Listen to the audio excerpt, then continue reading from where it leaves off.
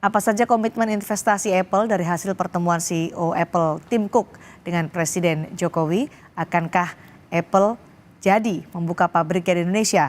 Kita ulas bersama Menkominfo Budi Ari Setiadi. Selamat malam Pak Budi.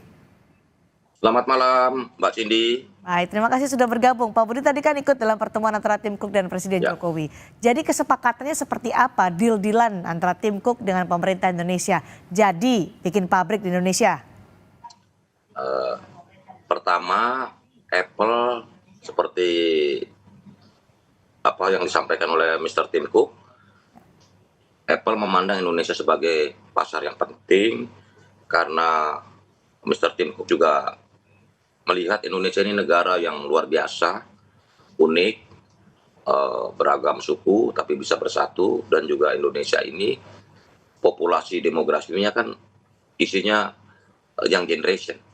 26% milenial, 28% Gen Z, dan 11% anak-anak. Jadi ada 65% penduduk kita ini dalam kategori muda dan produktif.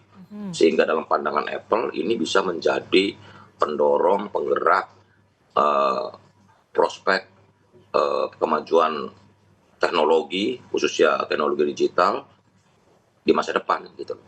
Dan yang ketiga, ini rencana Apple mendirikan Apple Developer Academy, yang keempat di Bali. Karena yang tiga sudah dibangun di Batam, di BSD atau Tangerang Selatan, dan yang ketiga di Surabaya. Nah, yang keempat ini mau dibangun di Bali. Yang selanjutnya adalah soal apakah Apple akan membangun pabrik di Indonesia. Sesuai dengan permintaan Presiden Joko Widodo kepada Apple untuk membangun pabrik manufacturing Apple di Indonesia. Karena potensi pasar yang besar ini, karena seperti tadi data yang disampaikan, dari 2,79 juta import ponsel kita, itu 85% atau hampir 2,4 juta itu Apple. Nah, kalau kita lihat populasi pengguna handphone atau yang lebih tepatnya Android 88%, Apple itu 12% dari 354 juta. Yang artinya sekitar 42 juta masyarakat Indonesia ini mengkonsumsi atau menggunakan Apple sebagai gadget mereka. Sehingga ini kan potensi pasar yang luar biasa buat Apple. Karena itu pemerintah Indonesia dalam hal ini Presiden Jokowi meminta kepada Apple untuk membangun pabrik manufacturing di Indonesia. Tapi kita punya sejarah Pak Budi dengan Apple. Apple pernah batal membangun pabrik di Indonesia karena isu tambang timah ilegal. Apakah ini sudah selesai permasalahan ini? Karena kan kita baru saja tahu bahwa di Kejaksaan Agung untuk tambang timah ilegal masih terus berproses nih kasus korupsinya. Dan terus diulik oleh Kejaksaan Agung. Iya, betul Mbak Cindy, bahwa memang investasi perusahaan-perusahaan global atau perusahaan-perusahaan besar di dunia ini memang agak kritis tanda kutip dalam berbagai isu-isu tertentu gitu. Kita harus lihat Apple ini perusahaan besar di dunia dengan market kapitalisasi yang sampai 2.700 miliar US dollar. Dia nomor 2 setelah Microsoft di saat ini. Microsoft udah 3.000 miliar US dollar market kapitalisasi pasar mereka. Ini dua perusahaan besar. Dan Apple ini perusahaan besar, sehingga bagi kami kepentingan Indonesia adalah bagaimana menarik investasi dari big company ini. Untuk apa? Untuk menciptakan lapangan pekerjaan, untuk memberikan nilai tambah, seperti yang disampaikan oleh Pak Presiden Jokowi ke Mr. Tim Cook, bahwa ada 360 komponen dari satu handphone Apple itu, hanya 2 yang berasal dari Indonesia. Karena itu Pak Presiden juga minta supaya Indonesia bisa diikut sertakan lebih banyak lagi, sehingga kita sebagai negara bisa masuk dalam global supply chain terhadap. Jadi dalam pertemuan tadi apakah tambang timah ilegal masih menjadi tidak dibicarakan. Isu tambang timah itu tidak dibicarakan oleh Apple, tetapi bahwa ya Apple berkomitmen. Apple melihat Indonesia sebagai negara penting karena 45% ASEAN ini, penduduk ASEAN, pasar ASEAN ini ada di Indonesia.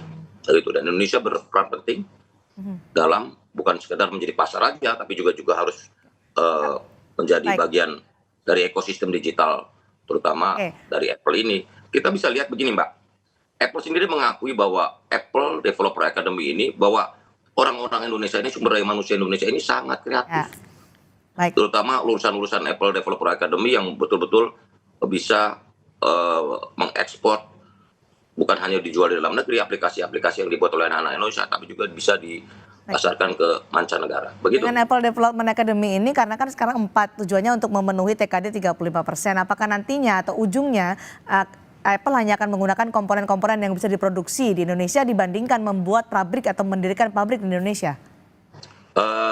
Kita, pemerintah Indonesia sudah meminta Apple untuk membuat pabrik di Indonesia.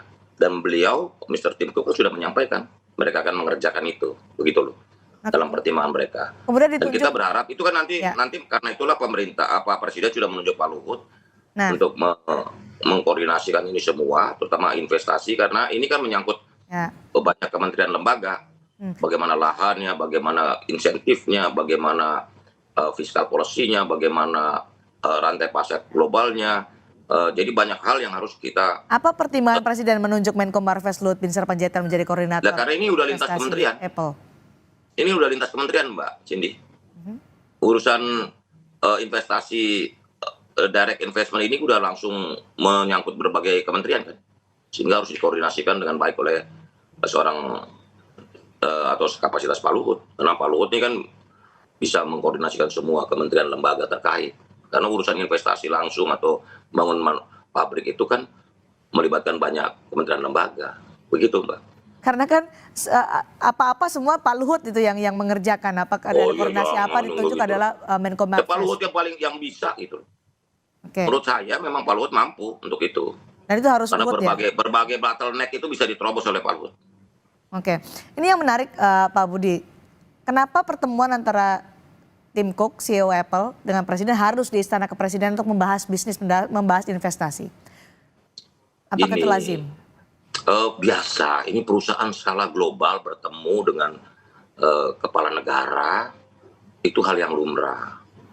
Apalagi perusahaan sekaliber sebesar Apple, yang dampaknya bukan hanya satu sisi, tapi multiplier-nya banyak sekali. Ingat loh, Apple dan nanti akhir bulan ini ada Microsoft juga. Ini 2 perusahaan besar di dunia yang kalau Indonesia bisa menarik mereka untuk investasi dalam jumlah besar, tentu akan membawa dampak bagi sektor-sektor lain atau korporasi-korporasi lain di dunia. Ini baru pertama kali ya Presiden menemui pebisnis di Istana Kepresidenan untuk bicara soal investasi ini? Loh, ini kan bukan. Ini kan menyangkut soal hal yang strategis buat Indonesia. Kita bicaranya kembali, kepentingan Indonesia apa di sini? Kepentingan Indonesia adalah Indonesia bisa menjadi bagian dari rantai pasok global. Oke. Dan jadi bukan cuma pasar doang, barang dikirim di kita beli. Indonesia harus menjadi bagian dari rantai pasok global. Terutama untuk perusahaan-perusahaan atau korporasi-korporasi besar seperti Apple. Oke, dan itu harus ditemui oleh Presiden, tidak cukup dengan Menko Marves yang kemudian ditunjuk oleh Presiden menjadi koordinator investasi Apple di Indonesia.